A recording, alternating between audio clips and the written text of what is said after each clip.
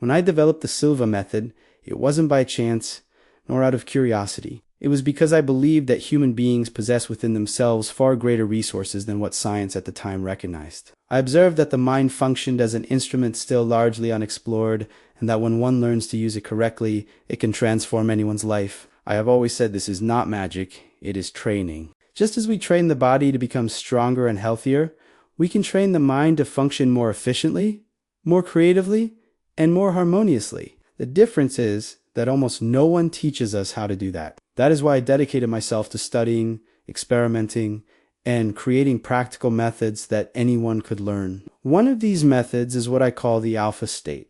This state is not my invention. It is natural, and all of us pass through it every day as we fall asleep and as we wake up. The difference is that most people go through it without realizing, without taking advantage of it. I discovered that if you learn to enter it consciously, you can use it to program your mind, improve your memory, control habits, develop intuition, and achieve your goals faster. When I teach you to enter the alpha state, what I'm really doing is giving you back control over your own mind. In this state, the brain works at a calmer yet alert rhythm. It's as if you open a door inward, and when that door is open, the subconscious becomes receptive to instructions. That's why I always say, imagination charged with emotion becomes reality. I want you to understand something very important.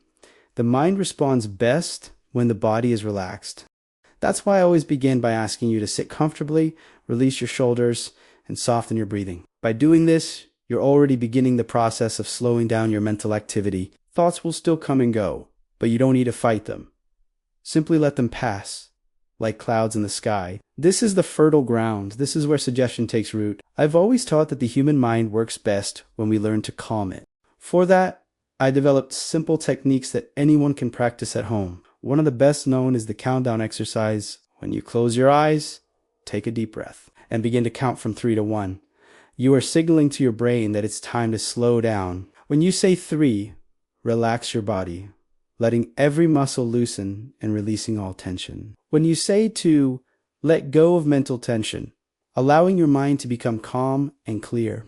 And when you say 1, you reach what I call alert calmness. This state is not sleep, but it is not normal wakefulness either. It's an intermediate, fertile point where the mind opens to new instructions. After thousands of experiments, I discovered that at this level, the subconscious becomes receptive to any suggestion that is simple, direct, and positive. This is where true mental programming begins. Remember, there's no rush.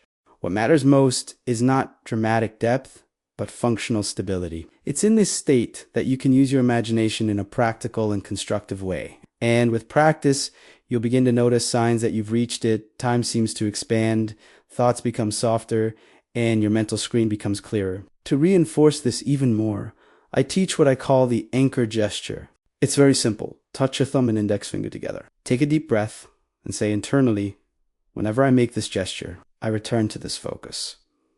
Repeating this gesture creates an association between body and mind. So in your daily life, whenever you need calm, concentration, or balance, just repeat the gesture to return quickly to the alpha state. This is what I call conscious mental conditioning. You are training your brain to respond to commands like an instrument that tunes perfectly each time you turn the right key. When I discovered that the mind obeys commands given in the alpha state, I realized something fundamental.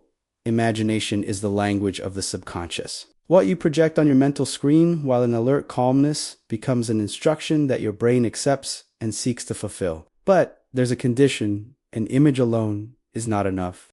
You must charge that image with emotion. I always said the image is the mold, but emotion solidifies it. It is feeling that gives power to the projected scene. That's why when choosing a goal, it's not enough to say, I want. You must turn the desire into a present reality. Use phrases like, I am, I do, I deliver.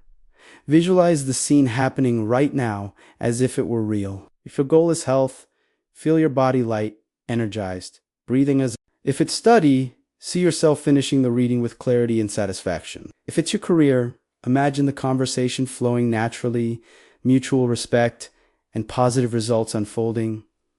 See colors, notice sounds, textures, and movements.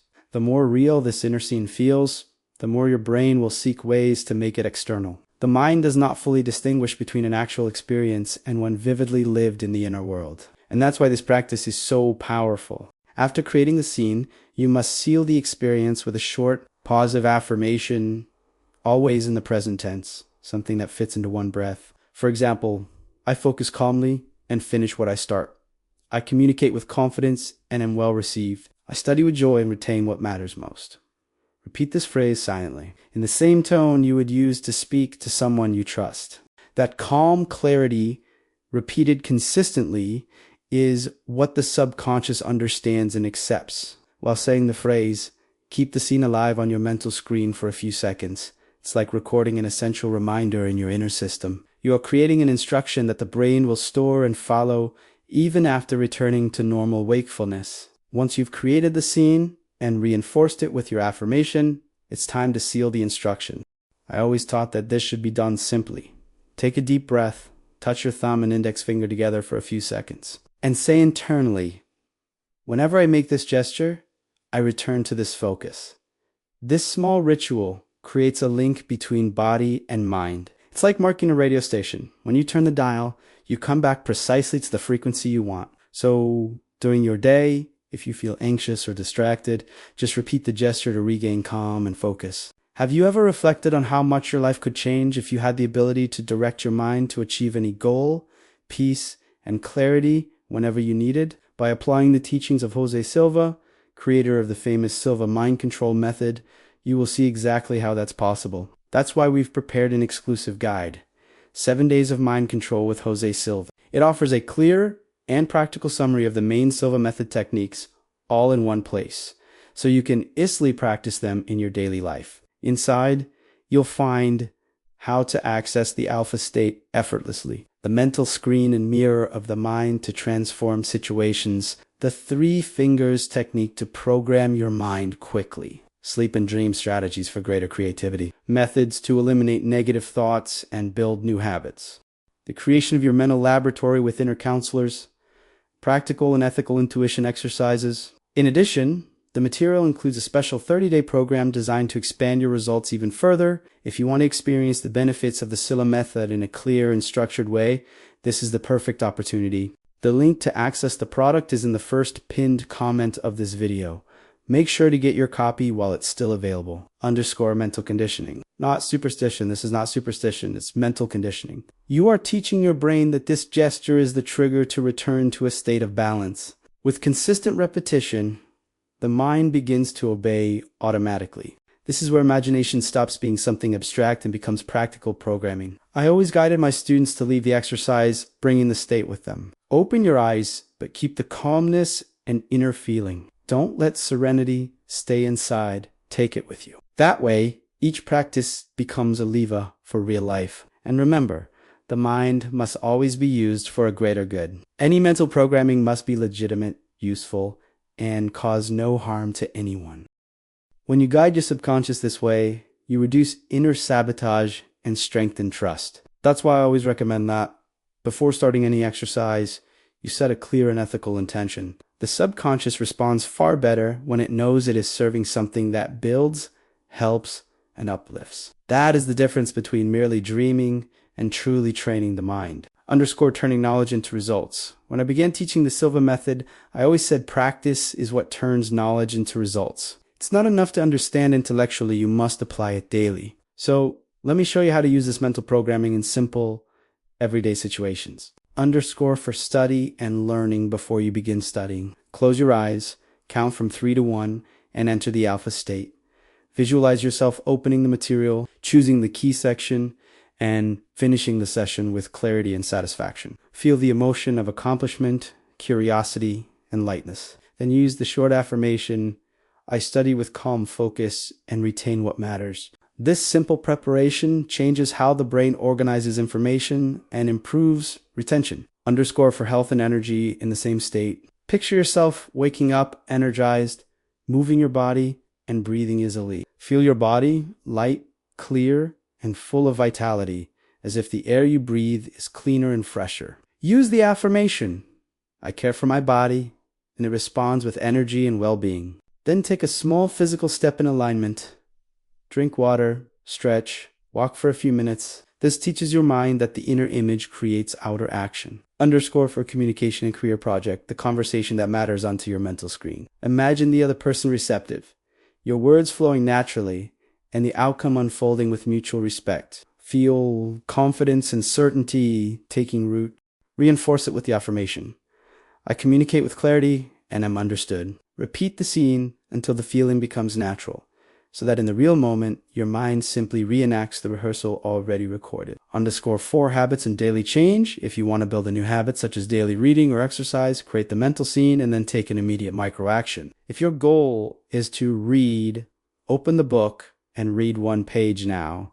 If it's exercise, move for a few minutes. That bridge between mental and physical action is what José Silva called applying the programming. Underscore daily consistency. The key lies not in occasional intensity, but in consistency. Do to short sessions a day, one upon waking, to direct your day, and one before sleep, to consolidate. Just a few minutes are enough. Repetition is what teaches the subconscious to operate according to the new instruction. Underscore if you struggle to visualize. Many people ask me, Jose, what if I can't visualize clearly?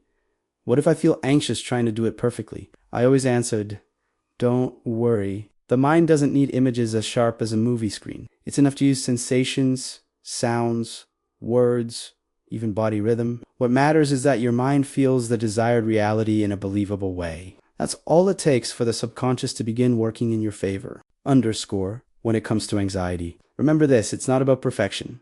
It's about progression. Start small, reduce the goal, limit the time, simplify the scene, one step at a time. Consistency is what truly trains the brain. And if you forget to practice, create simple triggers, a reminder on the mirror, a small sticker near your desk, or associate your anchor gesture with daily moments, such as sitting down to work or opening your notebook. The more obvious and practical the ritual, the less likely you are to forget it. But above all, never abandon your ethical compass. Always program your mind for results that uplift you and benefit others as well. That mindset strengthens your practice, reduces inner resistance, and connects your life to a greater purpose. Underscore programming or being programmed in the end. It all comes down to this. Either you program your subconscious or it will be programmed by the noise of the world. If nothing changes within, the outside will only repeat old patterns. But when you begin to choose images, emotions, and commands aligned with what truly matters, your system starts to attract paths, people, and decisions that resonate with this new frequency. That is the true legacy of the Silva method. To give you the role of author of your own life, not that of a passive spectator. I never wanted people to depend on me. I wanted them to learn how to use their own mind as a powerful instrument, trainable, reliable, and available anywhere. Underscore training, not chance. Remember, the mind learns through repetition with emotion. Each time you practice, you are tuning the instrument. In just a few seconds, you can bring back harmony. This is not superstition, it's training. It's not chance, it's method. If you make a gentle but steady commitment to practice, even for just 7 days, you'll begin to notice small victories emerging. And those small victories, when accumulated, become great transformations. Then you'll understand through experience what I have always taught. Mental programming is simple, practical, repeatable, and profoundly transformative. Underscore the path is yours. This is the path I leave for you, a path of functional calm, clear intention, coherent emotion, and one simple gesture that gives you back control over your life. Now the choice is in your hands. Either you train your mind or you let the world train it for you.